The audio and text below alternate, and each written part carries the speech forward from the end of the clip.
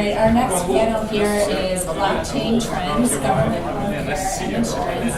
We've got a fantastic group of people. I'd like to go ahead and start with introductions. I'm Colleen Sullivan, CEO of CMT Digital.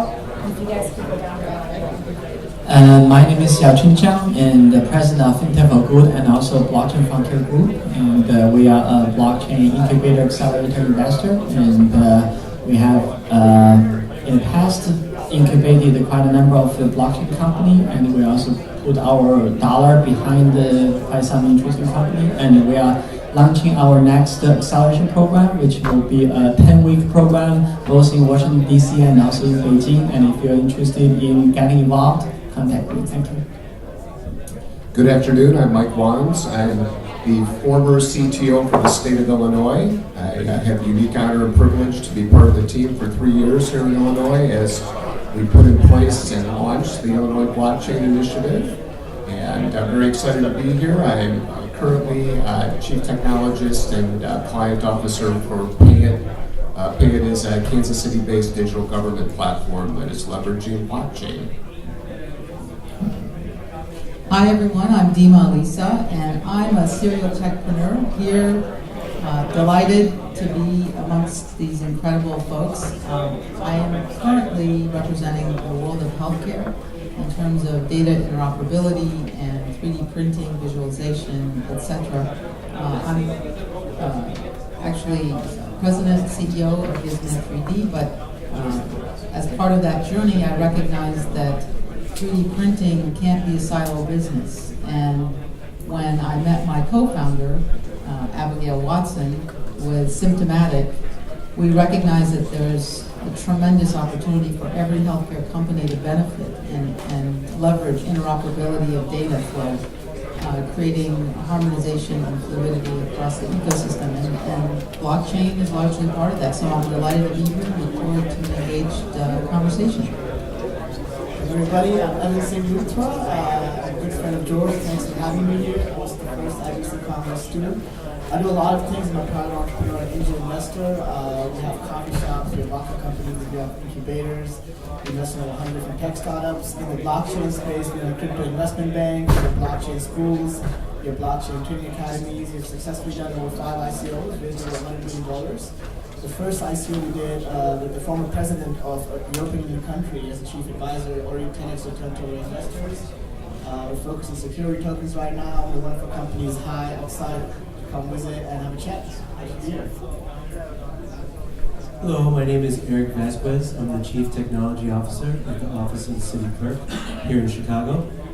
We've created basically what is the analog version of an ID, and we're looking at blockchain, and thankfully for the Illinois Blockchain Initiative, they've done a lot of the blocking and tackling, so we've really leveraged a lot of the knowledge that they've accumulated since their inception. Hi, I'm Sean O'Kelly. I'm the Chief Information Officer for the State of Illinois Department of Financial and Professional Regulation. And so, similar to everyone up here, we get involved in blockchain really for 2 reasons. Government in general, there are certain use cases that we're exploring for government in general, and in my seat in particular, financial regulation specifically. We regulate all the lending, money transmission in the state, so we get involved in cryptocurrency. So we get involved in blockchain conversation for those reasons too. So for both of those, we find ourselves in kind of the blockchain conversation. Great, thank you. All right, so I thought we would go ahead and kind of dive right into trends that you're seeing, and then we can cover healthcare, insurance, and government. So it'd be great, again, just to kind of go down the line and any specific trends that you're seeing in your specific industry that you can share. Yeah, and so for us, that's because we are in the incubation investment space. That's the first number one trend is really from the investments, and we are seeing that ICO go up and down, and also, but in general, we see that the money. Much more capital are entering into this space, especially from the institutional investor. And in the past, it's really that the crypto folks who are investing in crypto projects, but now that's large financial institutions and also high net worth individuals, and all just started to requesting their family office or their fund manager to just looking at this space. So then we are actually looking at the rising of investment globally. And of course, from that, we have several key markets where we see more deals than others. But in general, this is one of very interesting phenomena that's comparing blockchain with any other type of emerging technology or general purpose technology. And this is a technology which is the most democratic in the early stage, meaning that if you go to Africa, if you go to Southeast Asia, if you go to US, if you go to Israel, and all have amazing projects. So that's very different from all the other like big data, machinery, robotic technology. And second trend, we see that the adoption of mainstream organizations started from this year. And before this, and we always just using this 3 stage to just look at blockchain. Before 2015, that we see it's really there's no blockchain, there's only Bitcoin. And after that, till 2017, that's where we have a project like Ethereum and other type of blockchain technology, public ledger become available, and then we see the emerging of large industry alliance, blockchain alliance, which drive a lot of interest. But at this time, there's a lot of good concept, but minimal pilot or POC. And then now that's from 2018 and or later 2017 till now, that's we really see that major industry players who starting to adopt it. And the last one I want to mention is really from the policy side, that we have established this central bank blockchain advisory group, where that's we work with central banks and also policymakers from different countries, and to understand their concerns and also what are in their plates, they will try to use blockchain to address. And in 2007, just 1 year, in 2017, that if you just go to central bank, go to department or ministries or departments, there's probably one person like the CTO or CIO who understand it, who are heard about it, but it has nothing to do with their operation. But they all just heard it as a news piece of the Bitcoin price.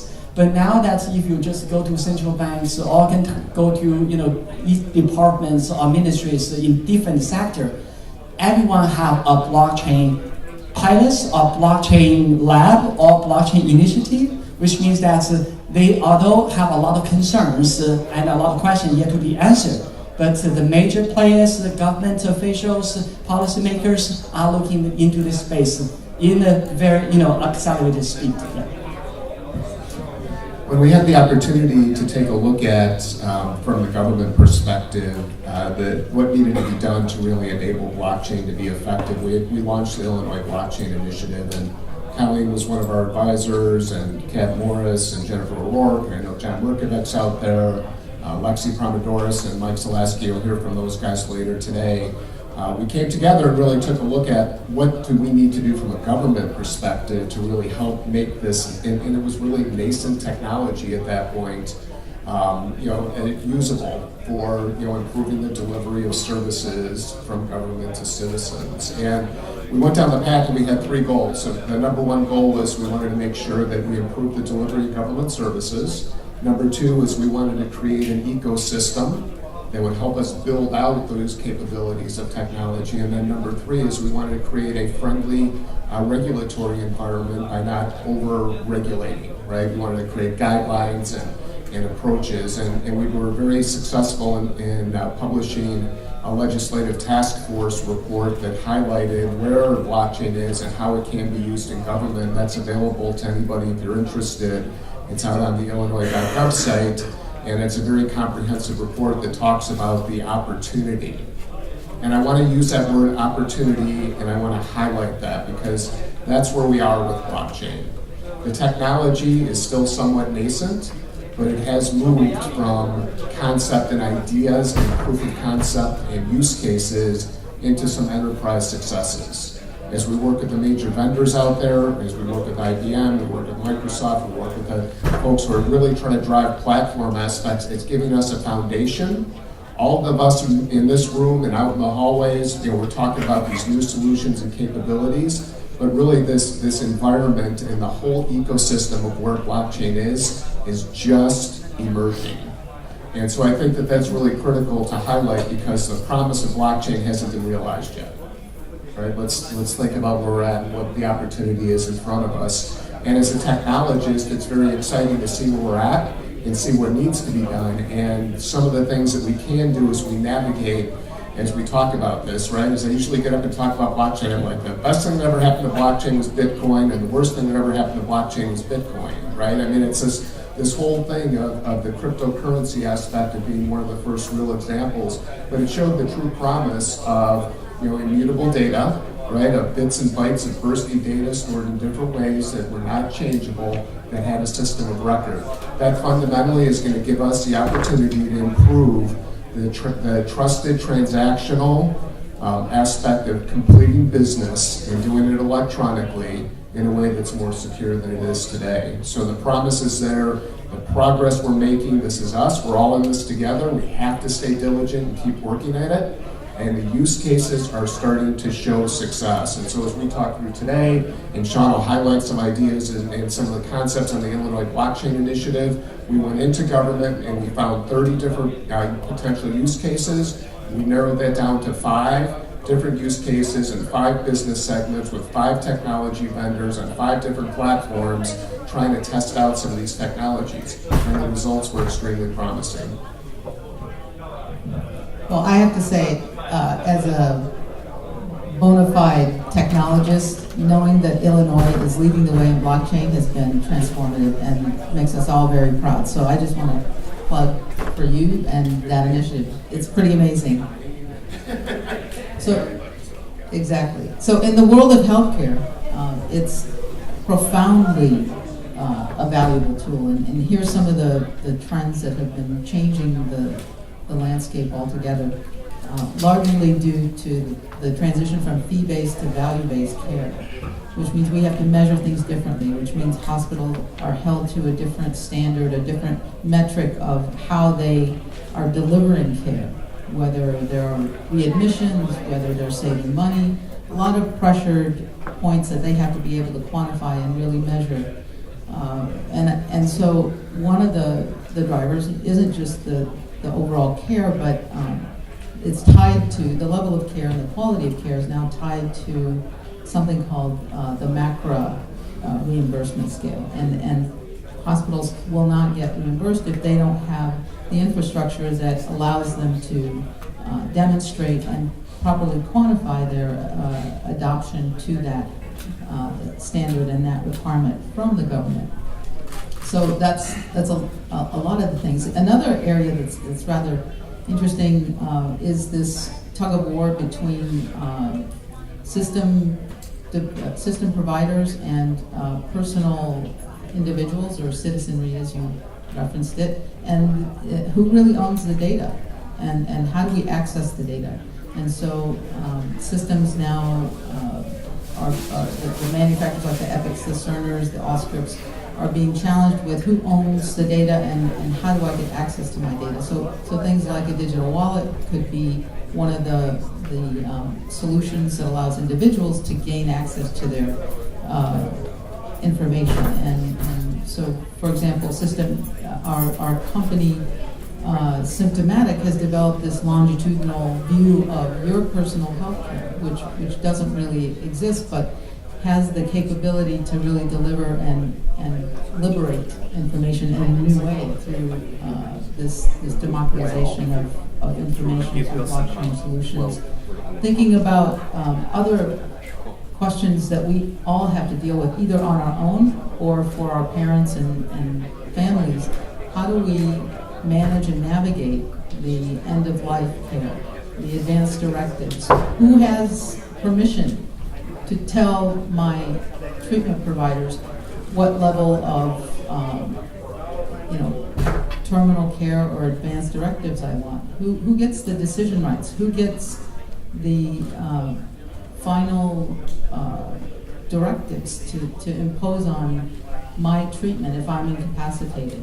A blockchain solution could, and is already being used with our clients at UPenn and Duke, because they recognize that this is an area of tremendous concern and really requires advanced thinking and planning for the families, so that you're not caught in this gap where you have to straddle between who is really governing and driving my life and my welfare.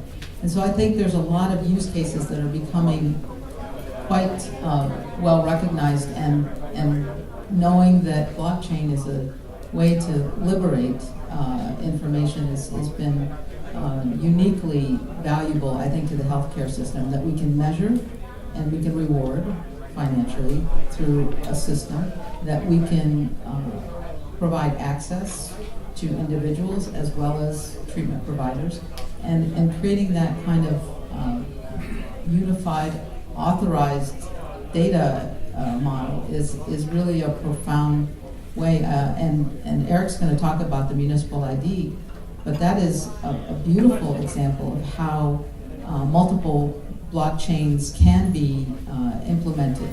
And in our experience, there's largely 4 top blockchains, and I can talk about that at another time, but that we've really recognized and have applications in different ways. So it's a lot of great trends that are empowering individuals and healthcare providers in measurable ways that will deliver a higher level of quality care.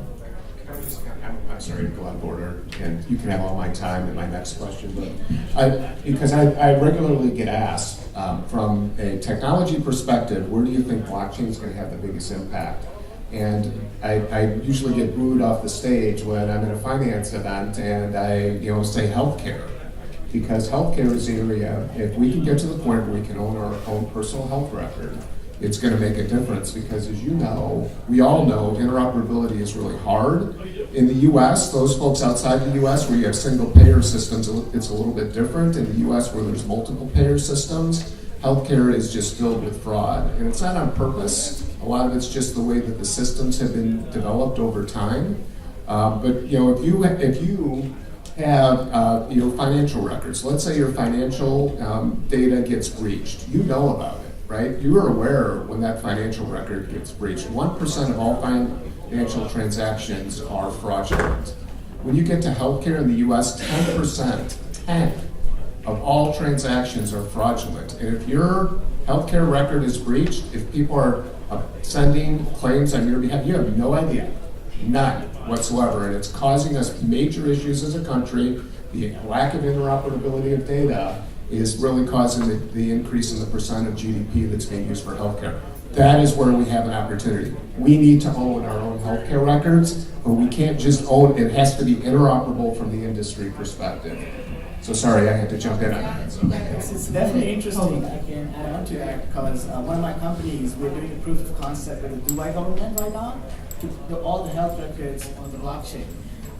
The way we're doing it for us is not about saving money, it's about saving lives. Because at the end of the day, right now, if you go to the governments and you ask them, hey, can you tell me why this disease happened? Or can you even tell me how many percentage of people have this type of blood type? They can't tell that because they have paper records. I go to a lot of the Dominican Republic. I was there just a couple of months ago, and they just burned 50 years of medical records. It was all paper. They didn't even say they just burned away 50 years of medical records. If you think about how many people lose lives, if that data connected to blockchain, you could have prevented so many further human trials you probably have to do to collect the same data that was there. Coming to the question, what trends? I've spoken at about 25 conferences in the last 120 days on blockchain in about 10 countries. And the major trends I see is adoption. That there's a lot of adoption happening. Governments, companies, people, the community, right? End of the day, blockchain and crypto is about the community. You finally have a way to give power back to the people, distributed governance, distributed decentralized governments. That's what really excites me about this industry. I've seen technology come and go. I was very early into the mobile app space. I was one of the first 100 guys to make apps on iPhone. And I've seen that industry grow from where it is. And blockchain is just a technology. End of the day, it will come and go. Estonian government actually was using blockchain before blockchain. They were using something called hash-linked time-stamping technology to build government systems right before the Bitcoin white paper gave us blockchain. So for me, the real beauty here is that the idea of decentralized systems, that's what really excites me.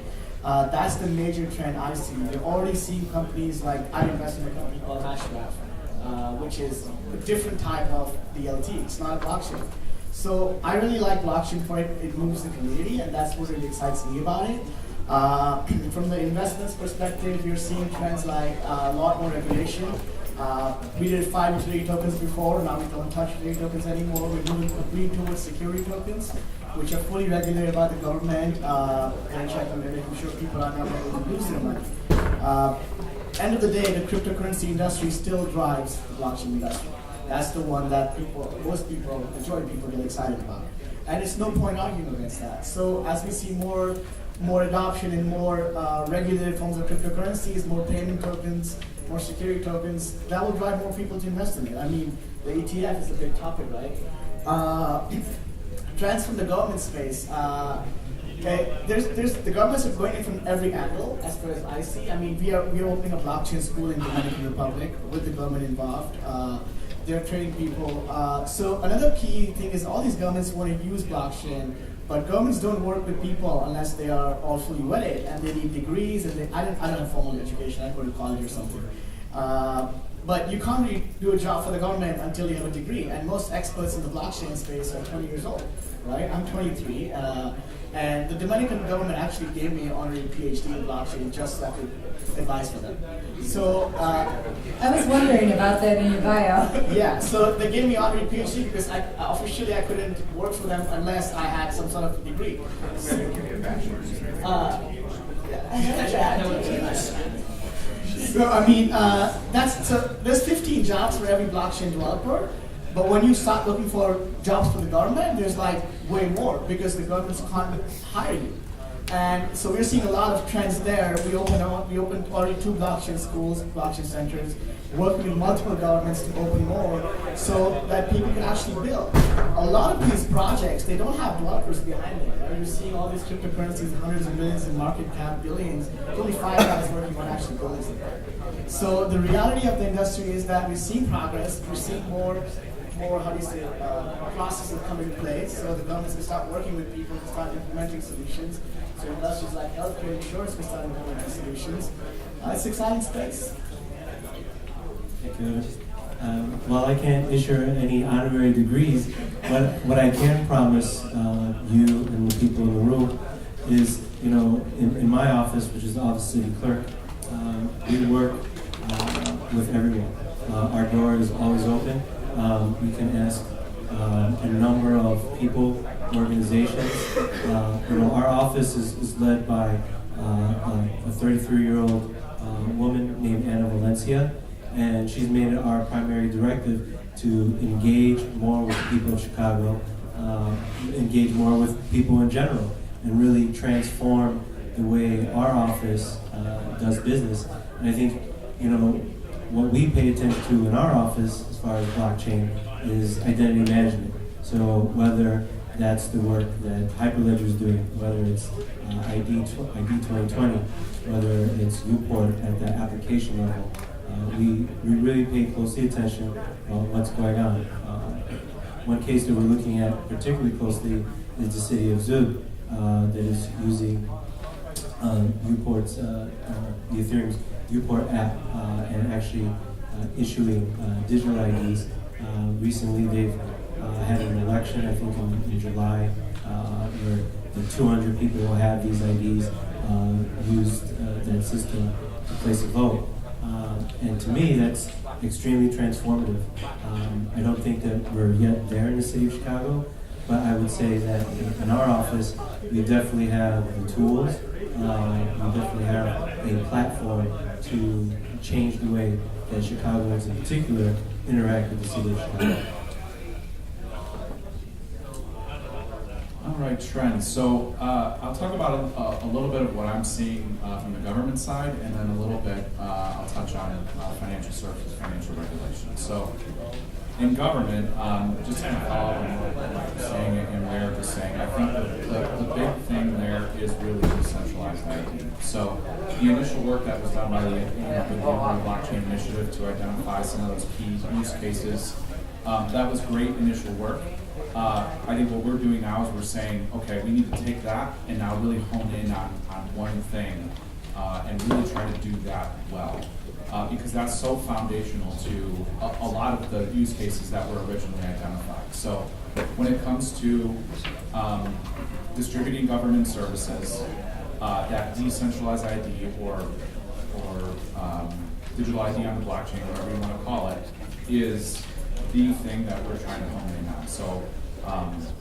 So that's going to open all kinds of doors in terms of our ability to citizens' ability and businesses to interact with the government, whether it's performing simple service transactions like changing your address to any kind of disbursements like unemployment benefits or Medicare, Medicaid, Social Security or other type of retirement benefits, being able to identify an individual, their representation in the digital space so they can interact through online channels is going to significantly change the way we all interact with government and hopefully improve it quite a bit. But at the same time, make sure that government is providing resources to the right places. The kind of like holy grail, so to speak, if you want to call it that, would be voting. I think we've all wondered why we can't vote online today. And the short answer is because even though we have good security, or really good security today, using things like IDs and passwords and two-factor authentication, all that stuff, you still can't be, in spite of all that, you still can't be certain that the entity interacting on the other end of the computer is actually the person or business that they're supposed to be.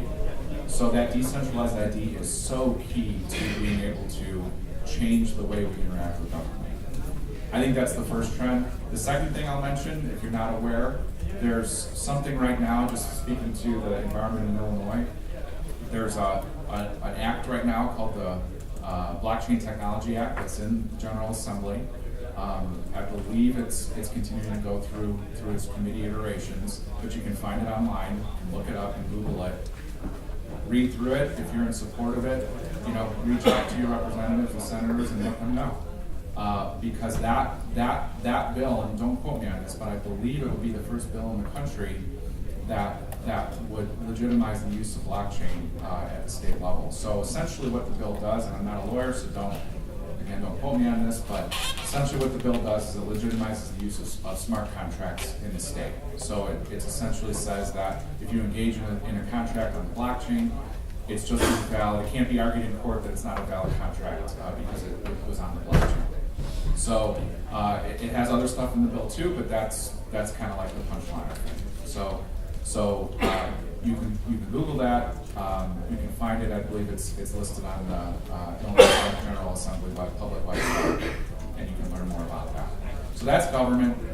Financial services. What we're seeing is particularly around lending and money transmission. That's where a lot of the hot topics are, or a lot of the activity is in the financial services and financial regulation space. I think for us, it's really about compliance. So in my role, leading the technology organization for the agency, I'm trying to not only figure out how to bring us current, but also how to set us up for the future. And I think a big part of that is compliance. So we in money transmission, we license the PayPals and the Venmos of the world, and as Coinbase comes to Chicago, we're going to license them as a money transmitter, not as a currency exchange, as a money transmitter. And what that means, though, is that when I say compliance, we by law have to go in, the department has to go in and examine an institution for its for a number of things, but particularly for its viability and making sure that it's working within the law. The way that we do that today is very manual. It's essentially, that exam process is essentially an audit. How we do that in the future could totally change that compliance, those compliance steps. You could totally reduce quite a bit of compliance costs, I think, if you engage in a different way. And it would be totally different. Instead of it being a thing where we show up 18 or 24 months after the fact and do an exam, we might be able to do those things in more real-time kind of fashion. So when we're talking about lending and looking out for things like anti-predatory lending, or like I said, money transmission, just wanting to know what we need to know about those institutions and if they're operating within the law. That whole compliance around that, I think, is where I'm seeing the opportunity in financial regulation. Thanks, John. Dima, you mentioned 4 different types of blockchains. I'd be curious to know what you're seeing there and kind of the mix of permission, public, which one is it? Absolutely. We've actually developed on all 4 of these. Big chain, which is likely the best application, is supply chain. So some might be aware that we have this opioid crisis, and managing our prescription drugs is a problem. We see blockchain and big chain as a potential viable solution therein. Ethereum obviously is something that everybody's talking about, and it's got more commercial applications, could potentially leverage over-the-counter, not financial applications, but in terms of gym memberships, any sort of kind of community engagement services that would be outside of that would be more marketing driven in my mind. There's also Hyperledger, which we're currently using in a couple of healthcare institutions and applications. I guess that's probably been our strongest suit in terms of what we developed. And then the IPFS, the Interplanetary File System, which is probably very commonly referred to from the Napster era, with sharing distributed access across different systems for different applications. But those are the 4 that we've kind of seen bubble up to the surface and that we're really leveraging in our projects and developments. There's obviously a ton more, but those are the ones that we've really landed on in terms of key development. They're really applications to do everything from fraud detection to governance management, personal identification. I referenced digital wallet as a construct that has applications in healthcare, and truly, it's those tools that are capable of changing the way things work and how efficiently they work. And I think that's the real opportunity. For example, the Office of the National Coordinator, as a governmental agency, is driving the development of a blockchain national provider directory. So imagine that you've got now this database that every system, every hospital can be referenced and looked up and shared in a universal fashion, that they are credentialed and authorized to do business as they are. And similarly, doctors. Credentialing is probably one of the biggest issues that plagues the healthcare system. You know, you have a doctor that wants to practice and do a procedure at a hospital that he wasn't currently employed in, and how do you validate and verify their credentialing so that they can perform it and get the right authorizations? That's the kind of thing where we can leverage those kind of databases that house the current real information and potentially build smart contracts that could execute those kinds of things. One more really interesting idea is the continuity of care.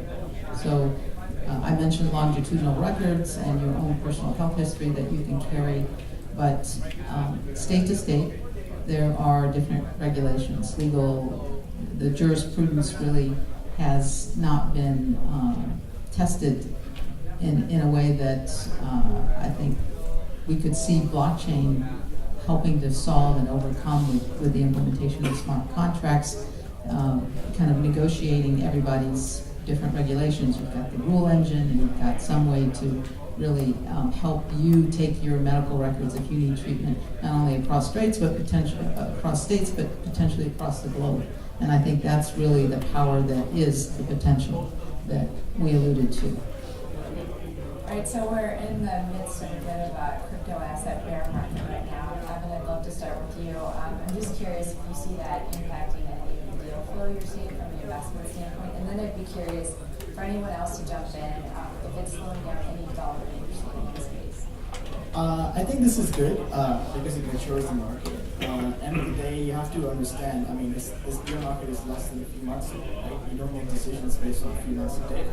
If you compare annual returns, you're still in a lot. Very good. I mean, Bitcoin is the best asset class by far in the whole decade. And this whole industry is less than a decade. It's just less than 10 years old.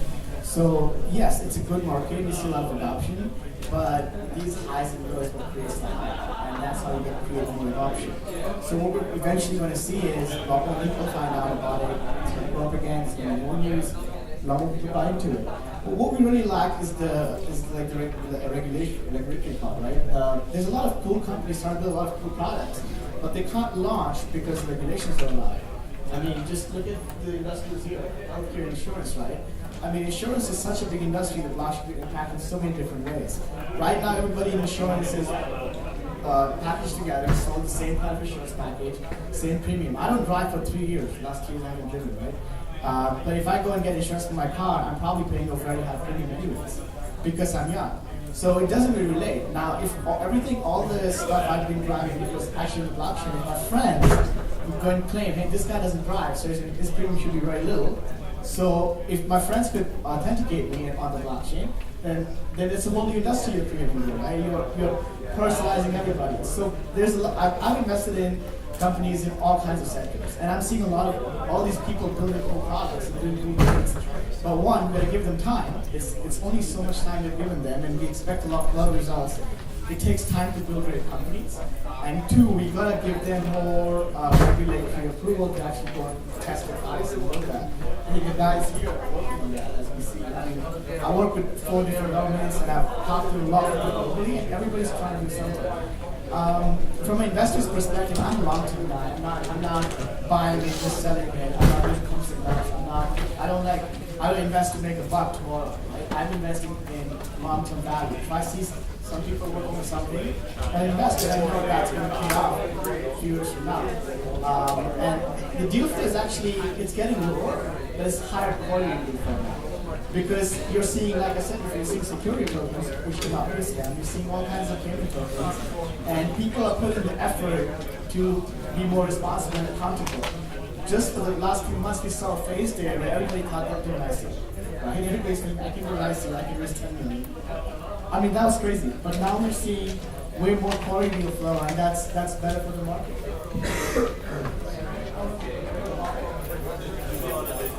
If I could just make a quick comment on that. So, to Evan's point, so what we're seeing is, so I don't know if this affects the investment into cryptocurrency per se, but hopefully it will improve confidence over time. But as you have these cryptocurrencies that don't necessarily have any particular asset or anything behind them, that's where you're starting to see some of those kind of falling off a little bit and really being having a little more trouble. What we're starting to see is opportunities, and I can't go too much into it, but being part of the government, but we have companies that are interested in ideas, pursuing ideas where there's actual assets behind the kind of token that they're creating.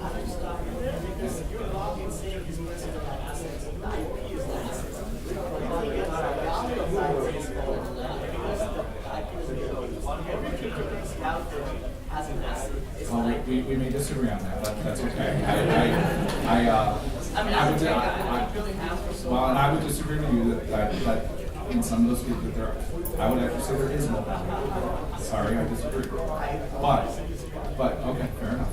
So, but the bottom line though is that I think the ones that are going to emerge, if I were to guess, I would say that it's the ones that actually have real value behind them, whether it's software value or whether it's, so like on Ethereum, where you can actually build software behind on the network, or whether it's real estate or some other kind of asset that's behind some other kind of collateral that you can put up that's behind the issuance of a certain token. I think that's I think the trend I'm seeing in terms of where this is going to go next around cryptocurrencies.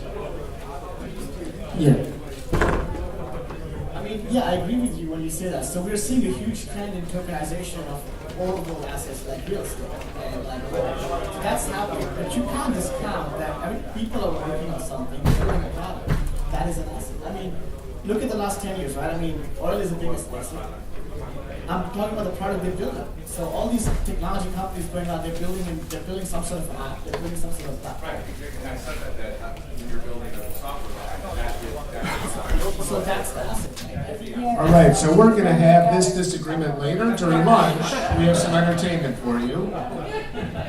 Yeah, so, when we just look at whether the market fluctuation is impact the market itself, and we first have to understand the spectrum of investors who we are talking about. And there are always traders out there who are trading so of course the fluctuation really just impact their investment strategy.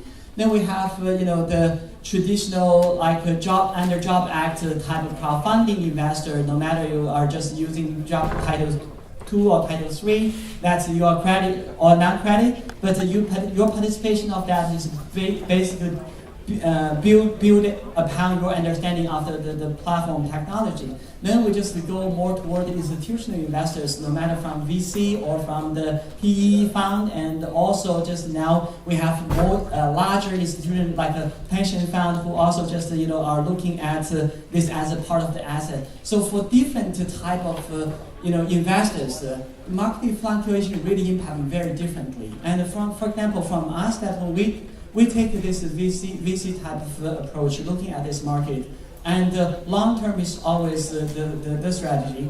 However, that when we just look at the argument between the two of them is kind of interesting, representing the crypto side and the traditional investor side. That many of the traditional investors, that if you just give them a token or a software which is built, then the token they claim that when you build a product, blockchain-based product, then you're already becoming an asset itself. Doesn't make sense for many of the traditional asset managers. But of course, that now many more asset managers started to just looking at what you said, that the token-based asset or the asset-backed tokens, this becoming neutral way. But in general, when we just look at the value it created by the blockchain technology, and for us that we see three things which intrinsically that is valuable. Number one is that the new process. With blockchain, without blockchain, that we are having a totally new process. Whether this new process matters or not, that is that valuable or not. And we gave you example that when I was in Kenya, that the government, the policeman just because I look different from all the Kenyans. And when I just was there, and then the person the policeman came to me and tried to bully me and asked me to just give him money. And I don't want to give him the money. No, I didn't. But the funny thing is that the reason is that I don't know whether they are true policemen or not. They don't have any badge or anything. So then after that experience, I recommended to the government and said that, can you issue a policeman passport? If I'm a foreigner or any citizen, if we just scan the badge, we know that this is a true policeman, then I will be cooperative. If not, then I don't. So then I will not risk the risk that they will take away my passport and then bully me. So in this, that if we have a blockchain-based new process, and this process has not been installed before, and everything changed around it, and that has its value, and for many sectors. The second part is the cost-saving part from blockchain-based system. When we just look at from traditional banking, any banks, 70% of their costs go to risk management. Meaning is that you are who you are, you own what you own, and all that actually being done from one step to another, and all we call them as cost. Then finally, financial service can only be offered to minimal group of people. So if we use a blockchain-based solution, which we just take that cost out, then the cost saving itself matters, because that's for many of the large companies and even for government, looking at many government-related blockchain solutions, cost saving is one of the key components. So that's the second one. The third one is really the system resilience. Thinking about, we have a lot of CIO, CTO here, and when we just look at a system, just an IT system, and Bitcoin, when it was launched almost 10 years ago, till now, there's no single one-time downtime from system resilience. And many of the current systems can learn from this. And if we can build a secure and also the privacy is properly being protected and a highly resilient system, and that system itself definitely has its value. Let's go back to your point that if you can build such a system which either reduce cost or just design new process or just create a new way that can just move the flow differently, and then of course you can take this coin as an asset. But if you only create a coin, you said that it's becoming asset itself. It's not, because it doesn't add value to anyone.